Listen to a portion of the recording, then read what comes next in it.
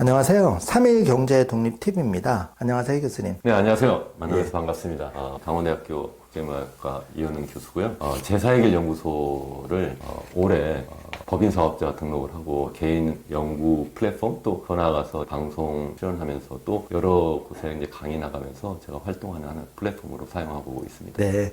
교수님, 요번에 그 절대위기 주식회사 대한민국이라고 굉장히 좋은 책을 쓰셨는데, 저도 읽어보니까 내용이 너무 좋더라고요. 출간 축하드리고, 관련해서 굉장히 궁금한 게 많아가지고, 질문 한번 드려보겠습니다. 네, 첫 번째 질문은 그 대한민국이 현재 총체적인 위기를 맞이하고 있는데요. 가장 큰 이유가 세 가지 정도 꼽는다면 어떤 게 있을까요? 일단 왜 위기냐부터 말씀드리고 그 다음에 원인을 말씀드리는 게 순서적으로 맞을 것 같은데요. 예. 저는 위기도 그냥 위기가 아니라 제가 절대 위기다 이렇게 제목을 잡았잖아요. 그래서 좀 전에 말씀하신 것처럼 절대 위기 주식회사 대한민국 이렇게 세 개의 키워드로 되어 있는데 왜 절대 위기냐 하면 우리나라의 이제 경제 성장률을 이제 매년 이렇게 추적을 해보면 1970년대만 해도 거의 두 자릿수 성장을 매년 했어요. 그러니까 한 12%, 15% 사이에 이렇게 성장을 했었거든요. 그래서 그 당시에 이제 잠재 성장률이 한 12% 정도 된 거예요. 네. 잠재 성장률이라고 하는 것은 그 나라가 갖고 있는 자원을 총동원해서 물가 상승을 유발하지 않는 상태에서 최대 성장률을 우리가 잠재 성장률이라고 하는데 그 잠재 성장률이 그 이후에 계속 추락을 해요.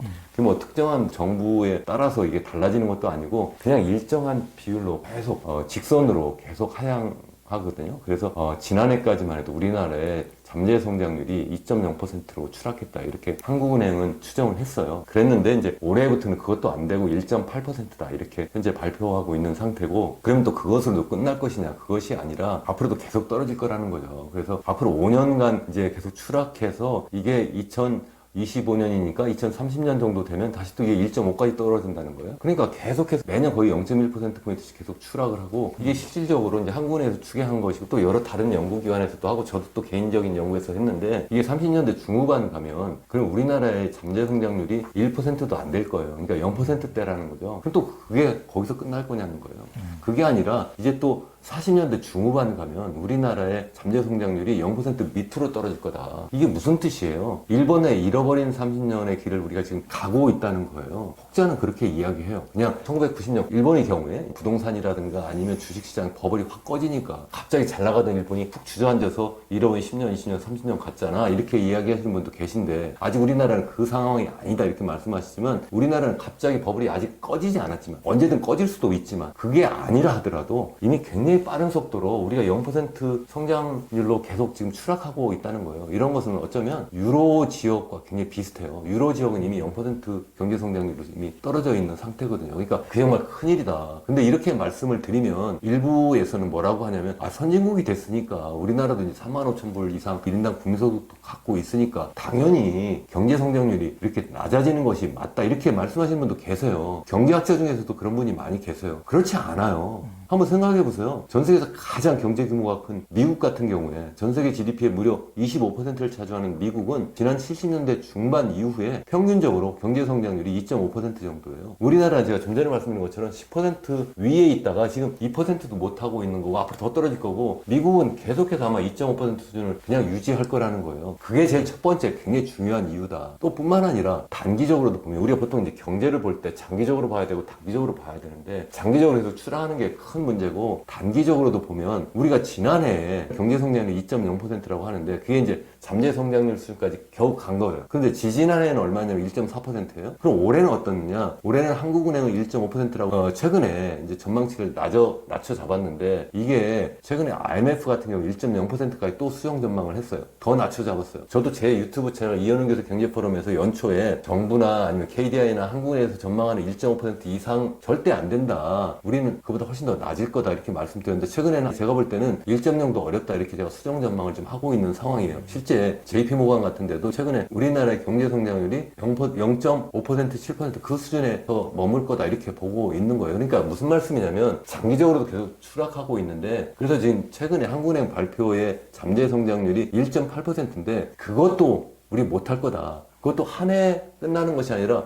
몇 년 동안 계속 그렇게 갈 거라는 거예요. IMF가 내년에도 우리나라의 성장률이 1.4%라고 현재 전망하고 있는데 그것도 못할 가능성이 굉장히 커요. 왜? 지금 트럼프발 관세 전쟁이 이제 막 시작한 거나 마찬가지거든요. 이게 갑자기 사라질 거다? 저는 그렇게 보지 않거든요. 그러니까 내부적으로 엄청나게 어려운 문제가 있어서 우리나라 잠재 성장률이 계속 추락하고 있는 차에 외부에서 엄청난 쓰나미가 몰려오니까 그나마 우리나라 잠재 성장률도 제대로 맞춰잡지 못하고 있다. 더 이제 초단기로 보면 세 번째 이제 말씀을 드리면 지난 1분기에 우리나라의 성장률이 0.2% 마이너스였어요. 역성장을 했다는 거예요. 이미 0% 밑으로 떨어졌다는 거죠. 그럼 그게 전부냐는 거예요. 아니에요. 지난해부터 보면 지난해 2분기에 마이너스 0.2%였고요. 그러니까 전분기 대비로. 그리고 3분기에 0.1% 플러스, 4분기에 0.1% 플러스, 그리고 올해 1분기에 마이너스 0.2%예요. 그게 무슨 얘기냐면 평균을 잡으면 0% 밑으로 이미 떨어진 거예요. 그러니까 지난 4분기를 전부 다 합하면 그게 1년 기간이잖아요. 그 지난 1년을 생각해서 우리가 GDP 성장률을 보면 이미 마이너스로 이미 진입했다 이런 말씀을 좀 드리는 거고요. 또 뿐만 아니라 올해 그러면 하반기에 좀 나아질 거냐 제가 좀 전에 말씀드렸죠. 쉽지 않을 것 같다. 왜? 트럼프 관세 전쟁이 이제 막 시작한 거나 마찬가지예요. 지금 관세 뭐 상호관세 25% 때린다고 했다가 지금 90일 유예를 했잖아요. 그래서 7월 6일 그때까지 유예를 했는데 그러면 그때 가면 없어지는 거냐 그런 뜻이 아니라 트럼프 대통령이 이야기를 하고 있잖아요. 우리나라에 대해서 콕 집어서 무역 적자가 너무 많다. 미국의 입장에서. 그러니까 그걸 줄여야 되겠다. 그러려니까 어떻게 해야 돼요? 당연히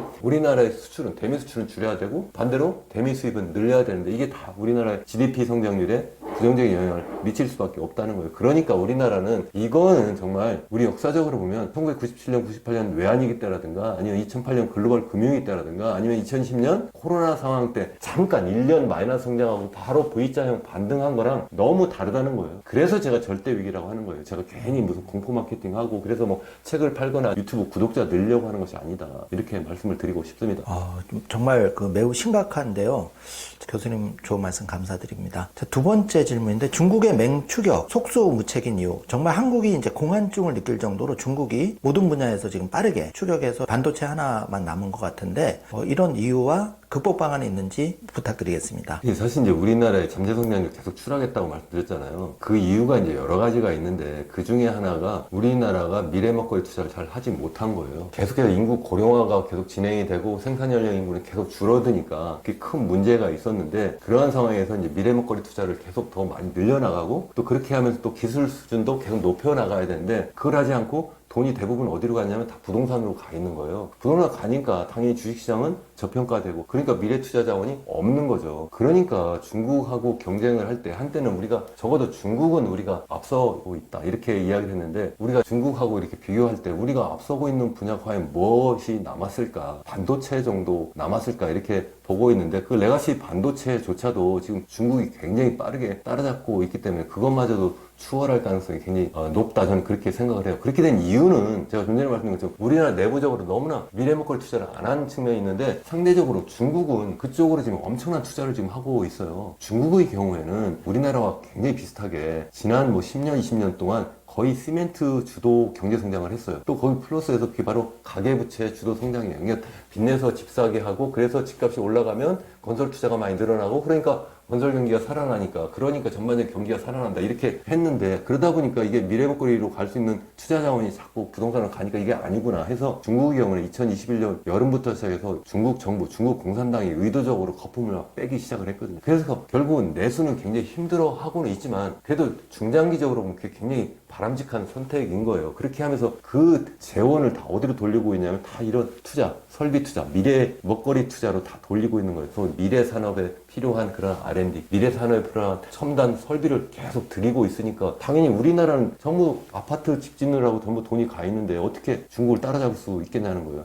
뿐만 아니라 교육 문제도 또 굉장히 중요한데요. 우리나라 같은 경우는 지금 어떻게 하고 있어요? 전부 그냥 어느 특정 대학만 가면 모든 것을 다 이루었다 이렇게 생각을 하잖아요. 태어나자부터 시작을 해가지고 그냥 그래 너는 이제 서울대 갈 거고 의대 갈 거고 법관이 될 거야. 그래서 태어날 때부터 그냥 누워보니까 이게 모빌이 막 하늘에서 돌아가는데 보니까 이게 뭐 별이 아니라 보니까 ABCD 써있고 막 이렇잖아요. 애 장난감조차도 이게 얘를 갖다 막 공부시켜가지고 세뇌시켜가지고 얘를 갖다가 뭐 대학을 보내겠다 이렇게 하는데 교육열까지는 좋은데 그 교육열이 제가 볼 때는 잘못 잡힌 교육열이라는 거예요. 전부 이렇게 해서 소위 학벌을 위한 그러한 교육을 하고 또 뿐만 아니라 의사가 되기 위한 그래서 나 혼자 잘 먹고 잘 사는 그러니까 의사가 된다는 게 대부분 남을 돕기 위한 것이 아니라 그게 안정된 직장이고 높은 소득을 보장한다고 생각하니까 다 글로 가려고 하는 거잖아요. 그러니까 결국은 그런 것들이 과연 우리의 미래 먹거리와 무슨 상관이 그렇게 크게 있느냐. 물론 뭐 일부 뭐 외국인들이 와가지고 우리나라에 와서 뭐 의료 관광도 한다 이렇게 하지만 실제 필요한 거는 뭐예요? 우리 테슬라라든가 아니면 엔비디아와 같은 그러한 미래 첨단 기업을 만드는 그러한 일론 머스크 같은 사람이 필요하지 않아요? 근데 그런 맞습니다. 사람이 전부 다 의대로 가버리니까 이게 큰 문제라는 거예요. 중국 같은 경우에도 생각해보세요. 거기도 물론 의대나 법대나 아니면 일부 명문대가 있긴 하지만 우리나라처럼 완전히 정적으로 사람들이 전부 몰려가 있지 않다는 거예요. 그래서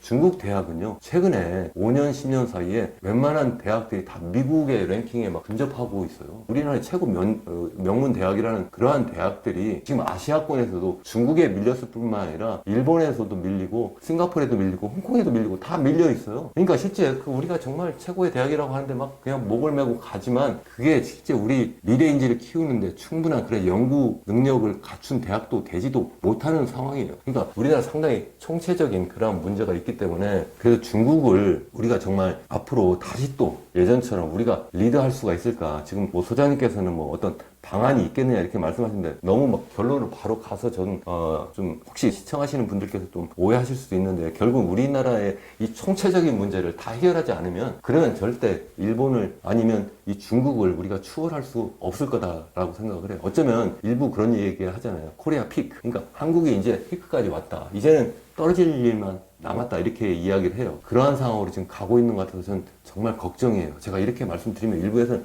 이 공포 마케팅이다, 뭐 언제 망하냐, 언제 터지냐, 뭐 이런 분들 많이 계신데 정말 답답하고 정말 미치겠어요. 왜 그러냐? 지금 이게 계속 주저앉고 있어가지고 마치 개구리가 지금 뜨거운 물 냄비 위에 올라가 있는데 아직도 완전히 끓지 않으니까 내가 아직 죽지 않았으니까 내가 괜찮다 하면서 그러고 있는 거예요. 주위에서 보고 있는 사람은 어때요? 지금 곧 삼겨져 죽을 것 같은데 그러니까 빨리 나와 하는데 안 나오고 좋다는 거예요. 도리어 내가 왜 아직 안 죽었는데 왜 내가 아니 도대체 그럼 병원에 실려가서 죽어야지만 그게 위기인가요? 그런 상황으로 지금 들어가고 있다. 이미 들어가 있다. 그러니까 정말 심각한 문제다. 일단 그래서 방안이라면 이런 위기를 위기라고 깨닫는 것부터 출발해가지고 여러 가지 제가 뭐 제 책에서 아니면 제 유튜브 채널에서 설명을 드리고 있습니다만 그런 것들 종합적으로 해야 된다. 그래서 단편적으로 뭐 한두 가지 뭐 해서 될 문제도 아니다. 우리나라는 인간으로 말하면 정말 조로증에 뭐 당뇨병에 합병증 여러 가지 뭐 고혈압이라든가 고콜레스테롤까지 걸린 그야말로 합병증이에요. 이 합병증 환자한테 그냥 뭐 잠깐 누워 계세요. 뭐 링거액이나 좀 맞고 뭐 진통제나 맞으면 해결이 될까요? 그렇지 못할 거라는 거예요. 정말 심각한 문제다. 그렇게 보고 있습니다. 교수님이 오랫동안 미국 또 일본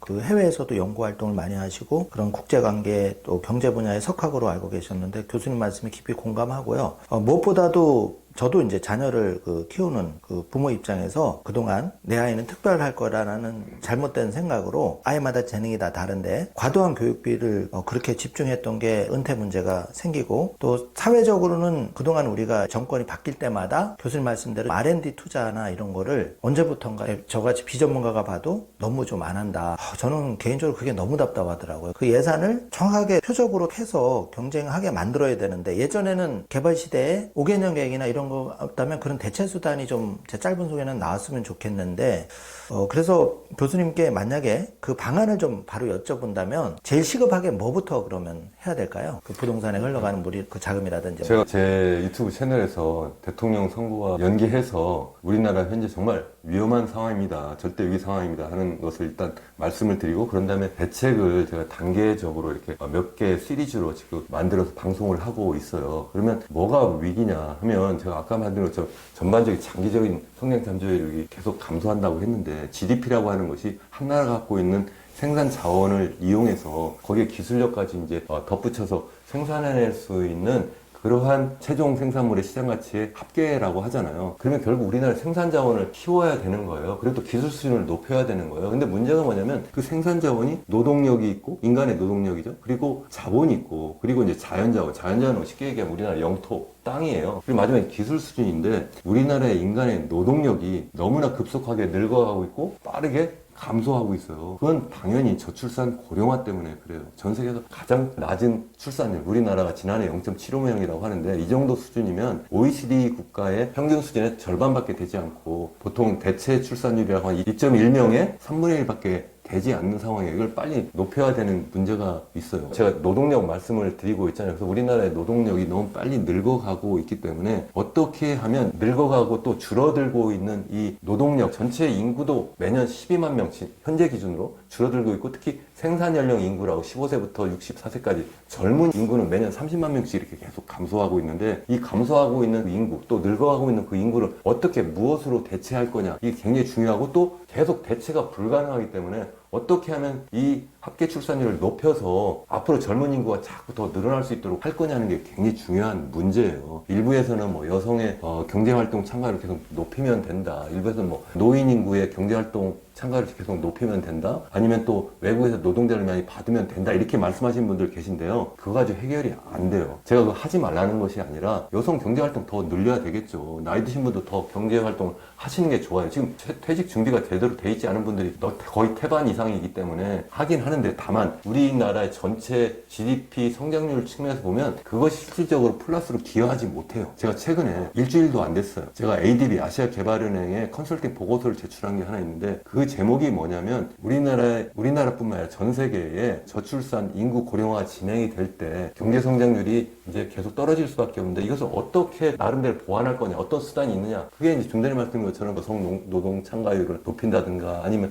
나이 드신 분들의 노동 참가율을 높인다든가, 아니면 외국인 이민을 받는 건데, 다 제가 해보면 답이 없어요. 아니에요. 그걸로 늘어나지 않는다. 그리고 마지막 하나 정도, AI 로봇을 적극적으로 활용을 하면, 그러면 여러 가지 우리 요즘 디지털 사회로 전환하고 있다 제가 많이 이제 강조해서 말씀을 드리고 있는데, 그쪽으로 빨리 적응을 하면, 그러면 어느 정도 완화할 수가 있어요. 왜 그러냐면 바로 우리의 생산 요소가 제가 노동, 토지, 자본이라고 말씀을 드렸는데, 거기에 AI 로봇이 추가적으로 지금 등장하는 새로운 세상이에요. 그러니까 그것을 우리가 빨리 받아들이면, 그러면 줄어들고 늙어가고 있는 인간의 노동력을 이 AI 로봇이 일정 부분 대체할 수는 있겠다, 이렇게 말씀을 드리는데, 그나마 그것도 충분하지 않다. 왜냐면 그 AI 로봇이 소비는 하지 않으니까, 먹지도 않고 입지도 않고 쓰지도 않고 여행하지도 않고 자식도 안 키우니까 소비가 안 되는데, 인구 전체 줄고 나이 드신 분들이 자꾸 늘어나는데 수요가 주니까 생산은 늘어날 수가 없다는 거예요. 이게 전반적으로 계속 감소할 수밖에 없다. 그러니까 다시 원론적으로 돌아가가지고 합계 출산율을 높여야 된다는 게 첫 번째고, 두 번째는 제가 계속해서 말씀드리지만, 그나마 그런 자본이라도 적극적으로 이제 확충을 해야 되는데, 그 자본 확충이라는 것이 이제 투자라는 이름이잖아요. 그 투자가 그 속에 보면 건설 투자라는 게 있고, 또 하나는 기업들이 하는 설비 투자, R&D 투자가 있어요. 이 세 가지를 묶어서 우리가 투자라고 이야기를 하거든요. 우리나라 같은 경우에 그 투자가 GDP 대비로 한 31% 정도 차지해요. 지난해 기준으로 하면. 그 중에서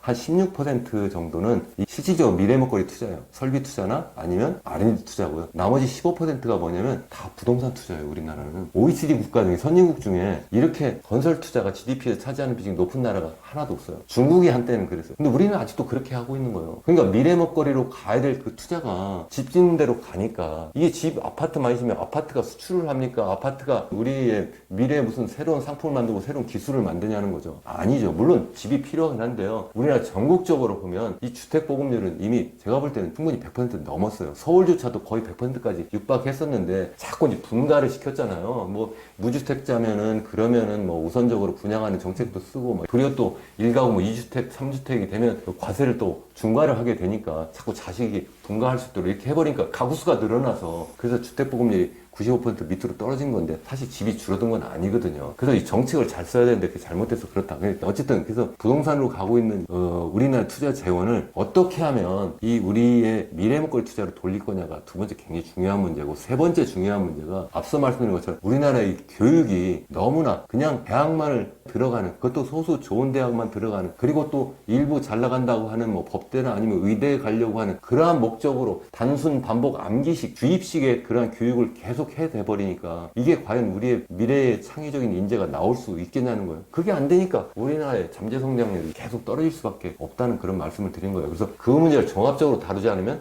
안 된다. 차기에 어떤 정부가 등장하든지 간에 이 문제를 정말 해결해 주시기를 바란다는 그런 차원에서 제가 이렇게 말씀을 강조해서 드립니다. 어쨌든 교수님 말씀대로 그 부동산에 집중되어 있는 그런 재원들을 미래 먹거리로 좀 투자해서 그런 큰 물줄기를 돌리는 그런 새로운 정부가 그 정도 역할만 해도 굉장히 도움이 될 거라는 생각이 들고요. 지금 그 저출산 결혼회피 문제가 이제 전 세계적인 문제인데, 이렇게 된 근본적인 이유는 어떤 게 있을까요? 전 세계적으로 이제 공통적인 요인이 있고요. 우리나라만의 이제 특수한 요인인데, 공통적인 요인은 전반적으로 이제 교육 수준이 높아지면 사람들이 뭐 예전처럼 뭐 무조건 태어나면 뭐 몇 살이 되면 결혼하고 아이 갖고 뭐 이렇게 생각하는데, 그렇지 않다는 거예요. 특히 이제 여성의 그 고등교육 이수율이 자꾸 높아지고 있어요. 그러니까 그건 뭐 선진국들 뿐만 아니라 뭐 개도국 아니면 뭐 신흥국들도 전반적으로 다 높아지고 있기 때문에 교육을 많이 받게 되면 그러면 당연히 경제활동을 하게 되잖아요. 경제활동을 하게 되면 여성 입장에서 생각하면 아이를 출산할 때 그 기회비용,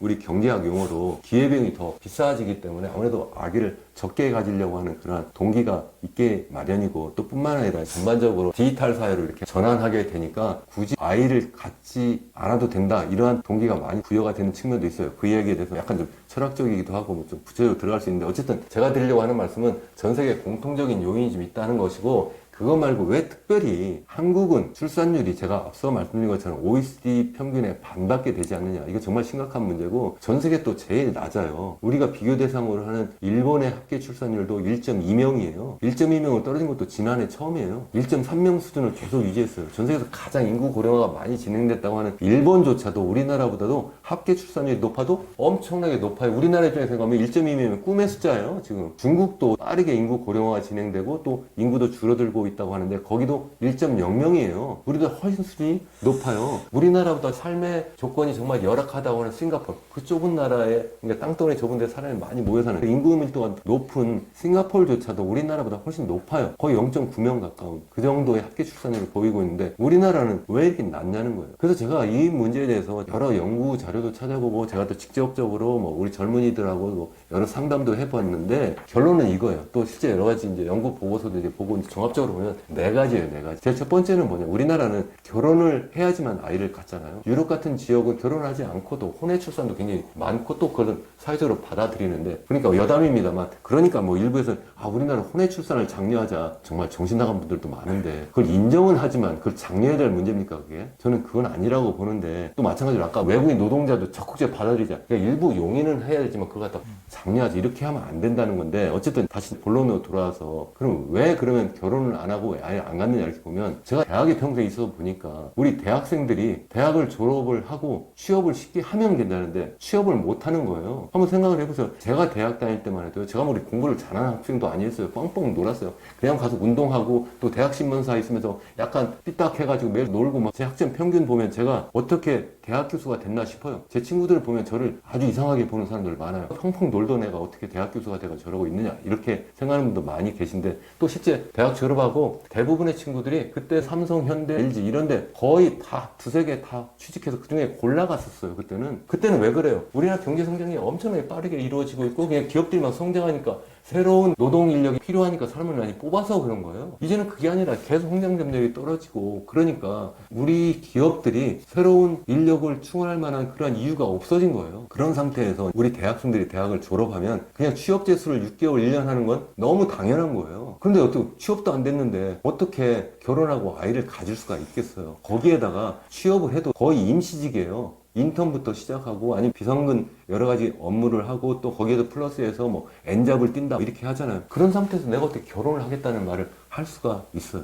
그래도 정말 운 좋고 실력 있는 친구는 서울에 아니면 수도권에 좋은 직장에 내 취직을 했어요. 자, 그러면 서울로 올라와서, 아니면 서울에서 학교를 다니던 친구도 이제 그때쯤 되면 내가 독립해가지고 내가 살 수 있는 집을 마련해야 되잖아요. 근데 그놈의 집값이 이제는 너무 많이 올라가 버린 거예요. 2017년 이후에 서울, 강남 기준으로 집값이 3배 이상 다 올랐잖아요. 그건 다 아시잖아요. 소장님도 하시고 대부분 다 알아요. 3배 올랐어요. 그 짧은 기간 안에 10년도 안 됐어요. 7, 8년 만에 탁을 3배 올라버렸어요. 자, 그렇게 올라버리니까 지금 얼마나 높은 수준이냐면 PIR이라고 해서, 그러니까 소득 대비 주택가격, 서울 기준으로 보면 26배예요. 서울의 방 3칸짜리 평균적인 아파트 가격을 서울의 평균적인 가구의 소득으로 나눠주면 26배라는 거예요. 26년 동안 우리가 아무것도 먹지도 입지도 않고 쓰지도 않아야지만 살 수 있는 그 정도의 가격으로 올라와 버렸다는 거예요. 쉽게 얘기하면 3년 전에는 그건 3분의 1밖에 되지 않았다는, 2017년 경우에는 그렇게 낮았는데 단기간에 너무 높아져 버린 거예요. 일부에서는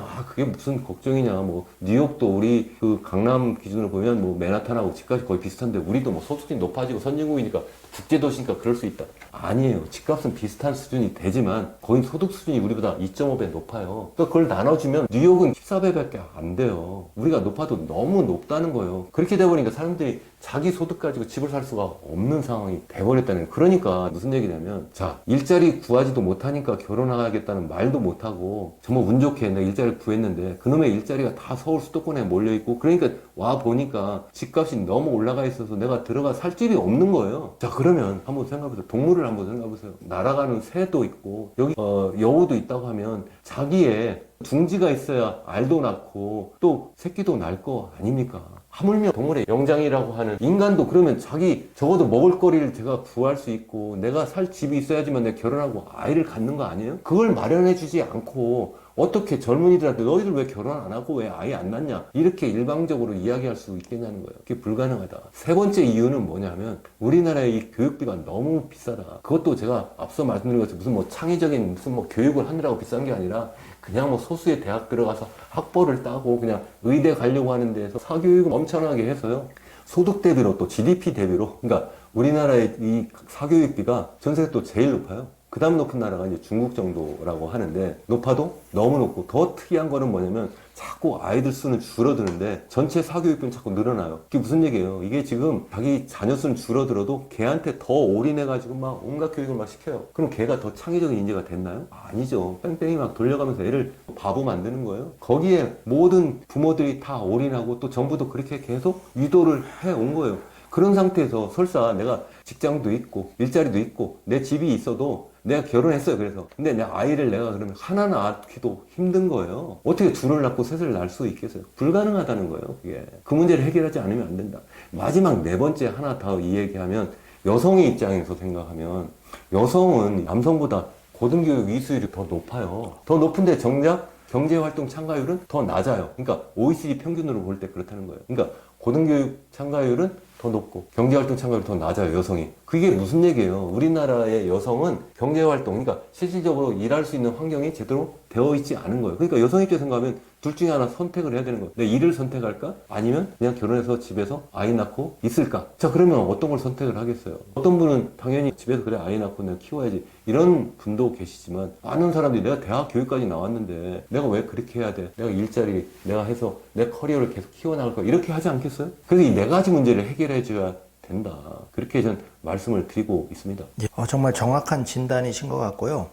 이제 우리가 6월 달 되면은 다시 대통령 선거를 하게 되는데 교수님 말씀 듣고 보니까 저는 그런 생각이 나는데 지금 52시간 근무제하고 아까 말씀드린 그 R&D 투자로 좀 돌리는 부분. 그런데 52시간제도 저도 노동자 출신으로 희망퇴직을 했지만 그 부분이 과연 반도체나 이런 종사자들한테 그렇게 적용하는 게 어렵냐는 문제를 생각했을 때 우린 제도적으로 그런 부분이 있고 또 이제 저출산에서 문제되는 취업 문제 이런 거에서 저는 충격을 받은 게 그 노조가 자기 자녀를 세습하고 이런 거를 조금이라도 개혁이 쉽진 않겠지만 되지 않으면 한국 사회가 다 같이 공멸하는 그게 되지 않겠냐. 그래서 52시간제 이런 거는 어떻게 생각하시나요? 지금 아주 잘 지적해 주셨는데요. 우리나라는 뭐 노동자들, 그러니까 그것도 이제 고급 노동자죠. 그러니까 아주 대재벌 기업에 이제 취직한 그런 노동자들이 이제 노조를 결성해서 이제 부의 세습, 자기의 직업의 세습을 한다 이렇게 이야기를 하는데 사실 뭐 그런 노동자만 그렇습니까? 제가 생각해 보면요, 의사, 뭐 아니면 판검사, 아니면 정치인, 뭐 기업인들 다 자기의 일자리를 다 세습해요. 여러 가지 방법으로. 아까 제가 사교육도 말씀을 드렸습니다만 이런 식으로 해가지고 우리나라는 이 금수저와 그리고 여기 흑수저가 완전히 양극화되어 있는 상태예요. 이 양극화가 이렇게 심할 때 역사적으로 보면 항상 분란이 있게 되고 그게 이제 정권을 뒤집게 되는 그러한 상황이고 또 이렇게 되는 것이 또 경제적으로 보면 많은 연구 보고서가 나왔어요. 뭐 IMF라든가 뭐 이런 우리가 일반적으로 공신력이 있다고 하는 국제통화기금 연구 보고서에 보면 우리 2008년 글로벌 금융위기도 그랬고요. 1929년 세계 대공황도 그랬고 그때 이 부의 양극화, 소득의 양극화가 너무 심했다는 거예요. 그러다 보니까 이 저소득층이 돈을 너무 많이 빌려가지고 그래서 같이 투자를 하다가 그러다 폭 망한 거예요. 그래서 크게 터졌다 이렇게 하는데 지금도 굉장히 비슷한 상황이에요. 지금 너무나 이게 양극화가 많이 심해야 되니까 그러다 보니까 최근에 뭐 젊은 사람들이 막 빚내서 집 사고 막 이러잖아요. 사회적으로 계속 유도를 하고 있고 정부가 그러다 보니까 이게 한번 집값이 떨어지면 이제 폭삭 망하는 그런 상황이 될 텐데 다시 소장님께서 질문 주신 그 노조와 관련해서 이제 주 52시간 뭐 이런 거 관련해서 저는 우리나라는 너무나 이 법과 제도 규제가 획일화되어 있다고 생각을 해요. 그럼 52시간이 아니라 앞으로 48시간 계속 줄어들어야 된다고 생각을 해요. 줄어드는데 이걸 갖다가 그냥 획일적으로 확 잘라버려요? 그게 어떻게 그럴 수가 있어요? 제가 볼 때는 그냥 육체 노동하는 분들은 그럴 수 있어요. 정신 노동하는 사람들은 그럴 수 없어요. 어떻게 일하는 걸 딱 출근해서 아니면 퇴근할 때까지 그때만 일하나요? 정신노동하는 사람은 저 같은 경우는 집에서 일하는 시간이 훨씬 더 많고 생산성도 훨씬 더 높아요. 대학 교수들이 매일 출근해야지만 생산성이 더 높고 연구 실적이 더 높아지고 교육이 잘 되나요? 아니죠. 다양한 직업에 따라서 다양한 그런 직종에 따라서 이게 그러한 일할 수 있는 최대 노동 가능 시간을 그냥 선택적으로 할 수 있도록 이렇게 해야 된다는 거예요. 이와 연계해서 예를 들어서 뭐 최저임금제 같은 것도 있잖아요. 이것도 어떻게 모든 직종을 막론하고 그냥 똑같이 잘라버리냐는 거예요. 그게 불가능하다는 거예요, 저는. 또 지역별로도 다를 수 있고, 산업별로 다르고, 직종마다 다르고, 이게 다 달리 이걸 정해줘야 되는데, 그냥 일주일 딱 잘라버리니까. 이건 마치 이런 거예요. 저희 강원대학교가 춘천에 있는데, 그 경춘 국도가 있잖아요. 45분 국도가 있으면, 얘를 갖다가 요즘에는 그래도 많이 좋아지긴 했는데 이게 시속 80km예요? 그런데 요즘에는 길이 엄청나게 좋아요. 거의 4차선이고 거기에다 막 외제차도 막 들어오고 이 길은 좋아지고 자동차 성능도 또 좋아지고 이렇기 때문에 이거 80km는 이게 달릴 수가 없어요. 그러니까 제가 볼 때는 미국 기준으로 보면 이게 100km로 올리는 게 맞고요. 다만 커브길이라든가 아니면 마을을 지나는 그런 구간은 이 80이 아니라 60으로 확 떨어뜨려 줘야 돼요. 그 구간마다 이게 선택적으로 이걸 갖다가 신축적으로 해줘야 되는데 그냥 한 칼로 잘라버려요. 이거는 그래서 노동 이야기를 하고 있습니다. 기업하는 입장도 똑같아요. 기업 관련해서 여러 상법이라든가 이런 법을 보면 잘못하면 내가 그 법을 지키려고 하다 보면 내가 제대로 기업을 못 해가지고 회사가 망할 수도 있는 거고요. 그렇지 않고 내가 막 그걸 피해가다 보면 잘못하면 내가 이번에는 교도소 담장 안으로 떨어질 수도 있는 거예요. 그래서 그런 얘기 하잖아요. 네. 기업인은 이 교도소 담장 위를 걷고 있는 사람이다. 저는 그게 상당히 맞다고 생각하고요. 이거는 사실은 여러분들 운전하는 것만 보셔도 딱 그거예요. 시청하시는 분도 한번 생각해 보십시오. 하루에 운전하면서 한 번도 교통법규 어기지 않은 분 계세요? 이거 사실은 선택적으로 지금 단속하고 안 하고 아닌가요? 그렇게 하면 안 되죠. 누구나 법을 그렇게 단속하지 않아도 지킬 수 있어야 된다. 그러니까 법이라고 하는 거는요. 그냥 일률적으로 그냥 강하게 정해서 강한 것이 아니라 일률적이 아니라 선택적. 좀 약하게 해도 일단 법과 제도를 정하면 그걸 갖다가 강하게 실질적으로 이걸 집행하는 것이 중요하다. 근데 그렇게 하지 못하는 거예요. 우리나라는 너무나 사실 주 52시간도 말로만 그렇게 해놓고 실제로 보면 많이 더 초과근무를 할 수밖에 없는 상황이에요. 그러다 보니까 기업 입장에서 생각하면 사정하는 상황이 돼버리고 이렇게 되면 도리어 현장에서 굉장히 어려운 상황으로 막 내몰려 가니까 아 이럴 바에야 그냥 기업 문 닫자. 제 주변에 그런 분 많이 계세요. 제 바로 윗집에도 이제 기업 하시는 분인데 막 너무 막 분통을 터뜨려요. 지금 막 이렇게 해가지고 나 회사 문을 닫게 생겼는데 이거 어떻게 해야 되느냐. 예? 이 정부가 정책이 법과 제도가 일을 할 수 있도록 해줘야 되는데 그게 안 되는 게 정말 걱정이다. 그렇게 말씀을 드릴 수 있는 거죠. 교수님 말씀 보니까 사회도 약간 유연성이 필요할 것 같고 좀 열린 마음이 필요할 것 같은데 최근에 한국이 너무 각자 자기만 생각하는 각자 도생에 각박해져서 그런 것 같은데 좋은 말씀이라고 생각이 되고요. 다음 질문은 그러면 총체적으로 대한민국이 위기 상황인데 잘못하다가는 우리 자녀가 카페 알바도 그 일자리마저 없어지면 어떠려나 그런 걱정도 되는 현실인데요.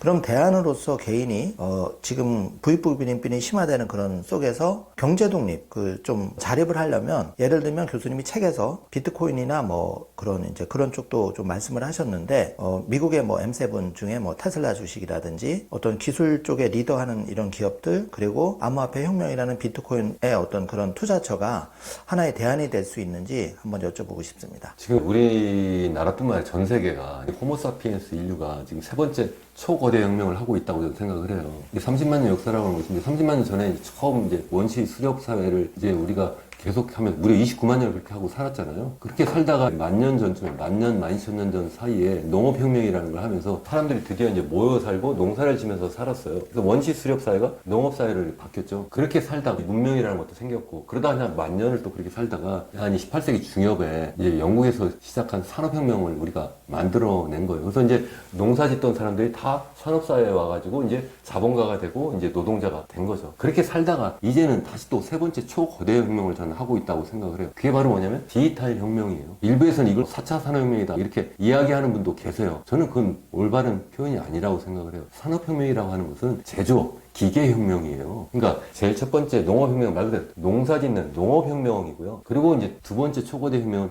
이 산업혁명은 주로 제조업, 기계를 만들어가지고 이 기계를 가지고 인간의 노동력을 일부 대체하는 혁명이고요. 세 번째 초거대 혁명은 그러한 제조업 혁명이 아니라 지금 말씀하신 AI, 로봇 뭐 이런 거잖아요. 그리고 여러 가지 뭐 정보통신과 관련해서 뭐 스마트폰을 이용해가지고 전 세계가 하나로 초고속으로 이게 연계가 되어 있잖아요. 이런 상태가 이게 무슨 제조 기술인가요? 아니죠. 서비스. 이 디지털 서비스, 디지털 기술 혁명이거든요. 이런 기술을 완전히 전환되었다. 제가 이렇게 장황하게 말씀드린 이유는 뭐냐면 이 제조업 혁명이 일어날 때, 산업혁명이 일어날 때 인간의 일자리가 막 없어진다고 해서 폭동이 막 일어났어요. 러다이트 혁명이라는 무슨 기계 파괴 운동. 기계가 사람의 일자리를 뺏는다. 그렇게 했는데, 그랬는데 나중에 보니까 일자리가 완전히 없어지지 않고 새로운 일자리가 생겼다. 이렇게 이야기를 해요. 그러니까 요즘에도, 이거 디지털 혁명으로 이렇게 바뀌어도, 그러니까 사회가 농업사회에서 이제 산업사회로 갔다가 이제 디지털 사회로 넘어가고 있는데, 그래도 앞으로 일자리가 더 나올 거야. 이렇게 생각하시는 분이 많이 계신데, 저는 아니라고 생각을 해요. 그 이유가 뭐냐면, 그 당시에 산업혁명 때는 일자리가 이 제조업 분야에서 없어진 거예요. 왜냐면 기계가 자꾸 인간의 육체 노동을 대체하니까. 그러니까 인간의 노동력이 다 어디로 가버렸어요? 다 서비스 분야로 간 거예요. 서비스 분야에서 우리 어떤 노동력이 필요하죠? 육체 노동이 아니라 다 정신 노동인 거예요. 그 정신 노동하는 데로 다 갔어요. 근데 이제 디지털 혁명을 하면서 이제 AI가 우리의 서비스 분야에서 우리가 주로 하는 이러한 지적 정신 노동까지도 다 대체해요. 제가 강의하거나 연구하거나 아니면 유튜브를 만들거나 여러 가지 이러한 데 있어서 제가 AI 없으면 하지를 못해요. 얘가 더 잘할 것 같고 앞으로는 제 연구 강의 상당 부분을 대체할 것 같고요. 저뿐만 아니라 의사라든가 변호사, 판검사 뿐만 아니라 회계사, 세무사 대부분의 직종을 정부가 억지로 규제하지 않으면 이게 쉽게 다 대체할 수 있을 거라고 생각을 해요. 먼 미래가 아니에요. 그러면서 일자리가 실질적으로 이제는 서비스 분야마저도 없어지면 그러면 우리가 새로운 분야를 어떻게 만들어낼 거냐는 거죠. 그렇게 하지 못할 거다. 그래서 제가 앞서 우리나라뿐만 아니라 전 세계가 소위 이야기하는 뭐 근로시간, 뭐 주 52시간보다 더 떨어질 수도 있다 이렇게 말씀드린 이유가 앞으로 일자리 점점 더 없어지니까 그렇다는 거예요. 그게 우리 인간을 위해서라기보다 인간의 일자리가 없어지니까 어쩔 수 없이 나눠야 된다 일자리를. 그렇게 이제 말씀을 드리려고 하는 건데 그렇게 되니까 또 실제 기본소득을 또 줄 수밖에 없는 상황으로 갈 수밖에 없다.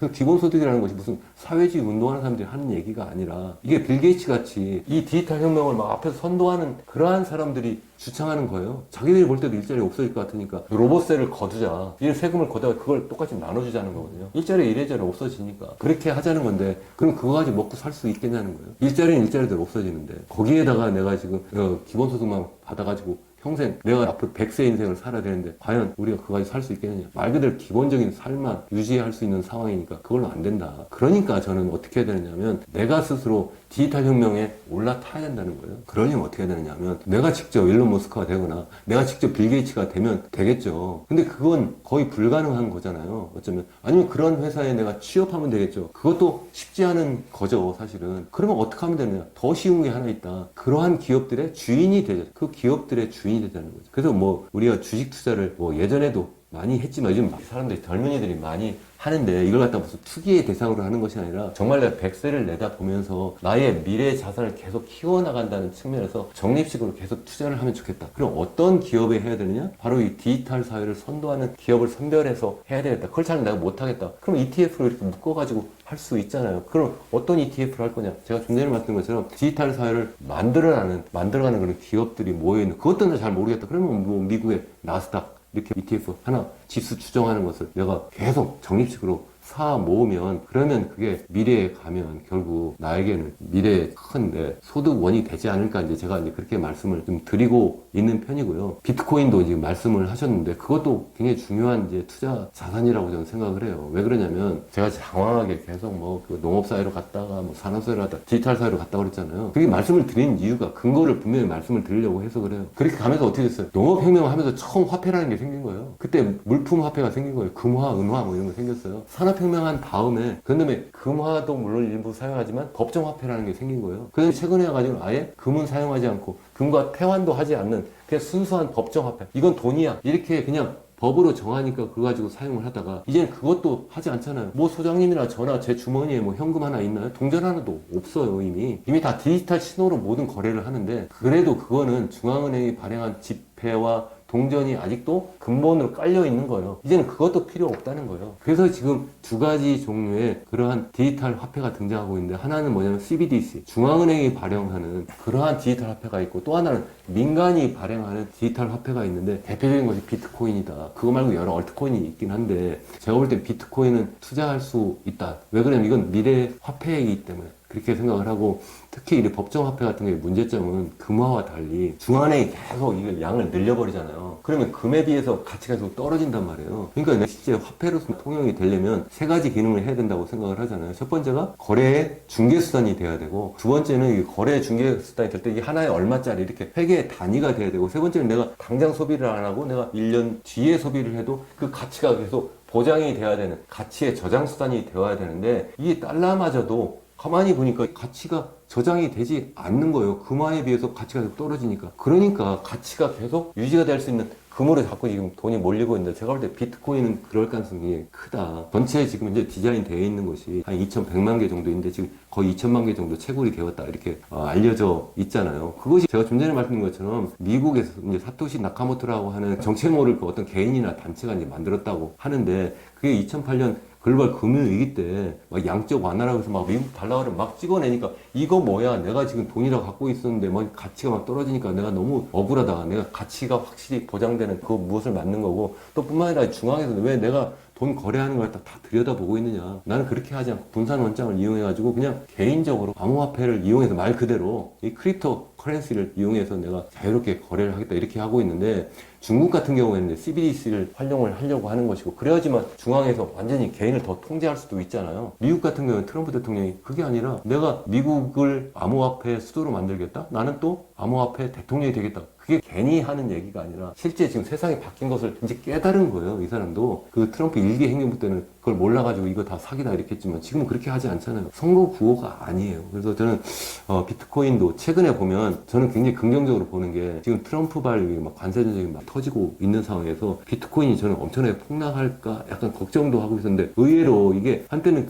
뭐 아시는 것처럼 최고치가 지난해 말에 비트코인 한 개에 10만 한 9천 달러까지 갔다가 이게 막 떨어져서 한 7만 5천 달러까지 막 떨어졌는데, 최근에 다시 또 한 9만 한 2, 3천까지 지금 9만 5천 올라갔다 거기서 왔다 갔다 하는데 잘 안 떨어져요. 그러니까 이게 계속 비트코인이 화폐가 아니라고 주장하는 사람들, 투자하면 안 된다고 하는 사람들이 뭐냐면, 너무 얘가 등락이 심하다, 그러니까 투기 자산이다 이렇게 했는데, 제가 볼 때는 이제 사람들이 많이, 미국 정부부터 시작해서 많은 기관들이 또 ETF도 등장하고 이러면서 많은 사람들이 참가하게 되면서 이 가치가 굉장히 안정적으로 상승할 수밖에 없지 않을까, 저는 그렇게 생각을 해요. 그래서 제가 단언을 하기는 어렵지만 적어도 10년에 10배 정도는 오를 수 있다, 제가 제 유튜브 채널에서도 자세히 설명을 드렸는데, 그렇기 때문에 뭐 직접 공부를 하셔야 되겠죠. 당연히 제 말을 그대로 믿고 하시면 절대 안 된다, 제가 말씀을 드리고 싶고요. 어쨌든 관심을 가지고 디지털 사회로 전환을 하게 되면 과연 미래의 직업은 어떻게 될 거고, 그래서 내가 무엇을 해야 되고 또 무엇에 투자를 해야 되는가, 화폐는 어떻게 바뀌는가, 이런 걸 공부를 하시면 좋지 않을까 이렇게 생각을 해봅니다. 그래서 제가 그 교수님의 절대위기 주식에서 대한민국 책을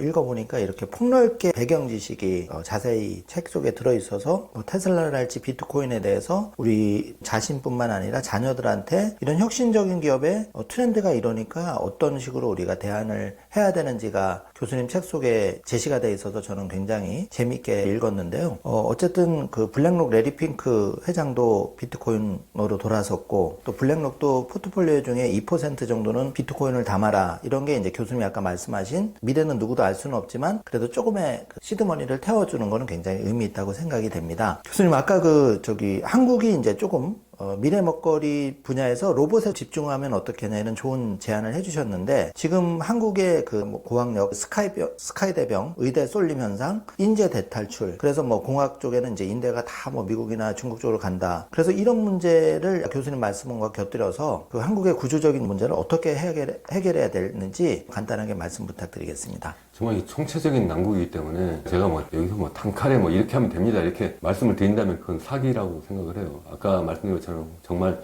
인간으로 말하면 우리 한국은 종합병원이에요. 정말 수술 당장에 해야 되고요. 그래서 힘들지만 우리가 철저한 그런 구조 조정을 해서 체질 개선을 완전히 해야 된다 이렇게 생각을 합니다. 그렇게 하기 위해서는 출산율을 높이기 위한 여러 가지 정책 제안을 제가 막 하고 있습니다만, 어쨌든 그런 것도 좀 힘들지만 해야 되는 것이고, 그것뿐만 아니라 이제 너무 건설 투자 쪽으로 해서 쉽게 경제를 막 운영하려고 했었는데, 특히 지금처럼 막 이제 경기 또 나쁘다 그러면 또 부동산 경기 띄우려고 할 거거든요. 누구나 그렇게 하려고 할 거예요. 그렇게 하면 또 망한다. 그래서 그렇게 하지 않고 이제 미래 먹거리 투자로 바꿔야 된다. 그래서 저는 옹호하는 사람이 아니에요. 중국을 굉장히 비판적으로 보는 사람인데, 적어도 그런 건 좀 타산지석으로 좀 배우면 좋겠다 이렇게 생각을 하고요. 그래야지만 우리 젊은이들이 결혼도 하고 아이도 낳고, 또 그래서 외국으로 탈출도 안 해요. 지금 보면 이런 거잖아요. 우리가 배가 막 침몰하고 있으면 그러면 당연히 그 탈출을 당연히 하려고 그러겠죠. 당연히 사람도 탈출하고 돈도 다 탈출해요. 저도 개인적으로 보면 그냥 계속 여기서 남아서 뭐 아침 1997년 외환위기 있으니까 막 근무하기 하고 뭐 아니면 또 우리 한국 주식 막 극적으로 적극적으로 살아 이렇게 저도 권유 못 하겠어요. 그렇게 하면 그 개인만 망하게 되는데 국가가 나서야 되고 정치인이 나서야 되고 언론이 나서야 되는데 거기서는 전부 다 뭐 이권 다툼을 하고 있고 막 패거리 싸움을 하고 있고 막 우리나라를 두동강이로 막 내고 있는데 우리 개인만 그렇게 할 수가 있겠느냐는 거죠. 실제 뭐 그렇게 이야기를 하니까 지금 우리 그 사람들의 특히 이제 고급 인력이 해외로 빠져나가는 게 큰 문제예요. 지금 우리가 이제 노동력이 부족하다고 하니까 저급한 저숙련 노동자는 외국에서 막 들어오잖아요. 반대로 우리나라 부족한 그 인력 중에서도 고급 인력은 또 해외로 다 빠져나가요. 그러니까 이게 정말 큰일이에요. 이걸 왜 위기라고 생각 안 하는지 위기를 위기라고 보지 않는 게 정말 더 큰 위기가 아닌가 이렇게 생각을 해요. 정말 밤에 잠이 안 올 정도예요. 제가 괜히 하는 말씀이 아니에요. 어떻게 이럴 수가 있는가 뭐 그런 생각을 해봅니다. 그래서 위기를 위기라고 할 수 있는 그 학자분 그런 말이 좀 더 나와야 될 것 같고요. 쓴소리가 좀 필요한 세상인데 다 잘 될 거야. 그리고 뭐 우리 주변에 내일은 어떻게 되겠지 이런 식으로 생각하는 건 정말 곤란하지 않을까 그런 생각이 들어서 앞으로 교수님 좀 바쁘시겠지만 자주 좀 모시면 좋겠습니다. 여섯 번째 질문인데 이제 요즘 관세 전쟁 때문에 굉장히 문제가 되고 있는데 일단은 그 트럼프 대통령 2기가 시작되면서 관세 전쟁이 지금 중국에는 145% 서로 이제 중국은 또 거기에 상응하는 125% 관세 이렇게 해서 맞 전쟁이 일어나면서 미중 간도 아니고 전 세계적으로 지금 관세 전쟁이 확전되고 있는데 일단 미국 트럼프 대통령이 이렇게 관세 전쟁을 하는 이유 그리고 중국이 여기에서 꼬리를 안 내리고 계속 이렇게 서로 강대강으로 나가는 미국과 중국의 속내는 어떤 게 있는지 1기와 비교해서 또 어떤 그 결론을 원하는지 그 부분을 좀 여쭤보고 싶습니다. 우리가 어떤 문제를 우리가 볼 때 저는 피상적인 문제로 이렇게 접근하면 안 된다고 생각을 해요. 근본적인 문제가 뭐냐 또 이제 단기적으로 현재 진행되고 있는 것만 보면 안 된다고 생각하고 중장기적으로 과거에는 어땠고 또 그래서 현재는 어떻게 되는데 앞으로 어떻게 될 거냐 이렇게 좀 총체적으로 봐야 된다고 생각을 하는데요. 미국과 중국과 미국을 이렇게 놓고 보면 사실은 이제 2차 세계대전 이후에 전 세계 최고의 패권 국가로 계속 자리매김하고 있었던 나라가 당연히 미국이죠. 이제 미국인데 이제 중국이 계속 이제 따라잡으면서 몇 년 전부터 G2라고 하면서 이제 미국뿐만 아니라 중국이 이제 미국과 이제 결혼을 이런 상황이 된 거예요. G2라고 하는 말이 시작된 거 몇 년 되지도 않았어요. 근데 이제는 너무나 당연하게 이렇게 생각을 하잖아요. 근데 여기서 그냥 끝날 거냐? 그게 아니라 미국의 입장에서 생각하면 잘못하면 내가 패권의 자리를 내줄 수도 있겠구나 이렇게 이제 걱정을 하는 거예요. 마치 우리 뭐 중고등학교 다닐 때 한 학교에 보면 주먹이 있잖아요. 그렇죠. 주먹이 있는데 보니까 저기 새로 전학 온 애가 보니까 처음에는 그냥 대충 봤는데 보니까 자꾸 얘가 가서 뭐 저기 가서 뭐 태권도도 하고 뭐 격투기도 하고 막 계속 몸도 막 키워가고 또 실제 막 나이 들어가면서 얘가 막 나중에 보니까 나하고 거의 맞먹을 상대가 되는 거예요. 그러면 어떻게 되나요? 잘못하면 내가 질 수도 있는데 더 이상 크기 전에 쟤가 무릎을 꿇려야 되잖아요. 근데 그렇죠. 예. 그러한 상황이다. 저는 그렇게 봐요. 사실 이건 뭐 제가 이제 우리 사람들 비유를 들었습니다만